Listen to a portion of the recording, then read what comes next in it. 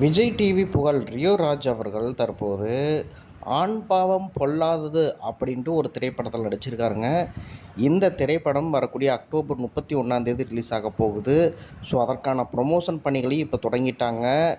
இப்போ பார்த்தீங்கன்னா இந்த திரைப்படத்தில் ப்ரீ ரிலீஸ் செய்யக்கூடிய அந்த ஒரு அப்டேட்டை வெளியிட்டிருக்காங்க.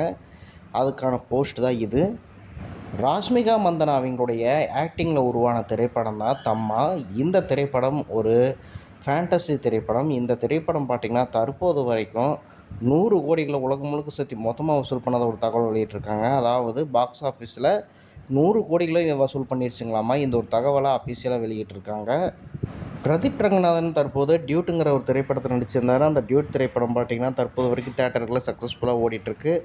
இந்த ஒரு திரைப்படத்திலிருந்து ஒரு சூப்பரான அப்டேட் வெளியிட்டிருக்காங்க. அது என்ன அப்டேட்னு கேட்டிங்கன்னா, டியூட் திரைப்படம் தற்போது வரைக்கும் அதாவது வெறும் 6 நாளில் 100 கோடிகளை வசூல் பண்ணியிருக்குதாமா. இந்த ஒரு தகவல் அஃபிஷியலாக வெளியிட்டிருக்காங்க மக்களே. அதாவது உலகம் முழுக்க சேர்த்து மொத்தமாக வெறும் 6 நாளில் டியூட் திரைப்படம் 100 கோடிகளை வசூல் பண்ணியிருக்குதாமா. இந்த ஒரு சாதனையை வந்து இன்றைக்கி டியூட் திரைப்படம் பண்ணியிருக்கு.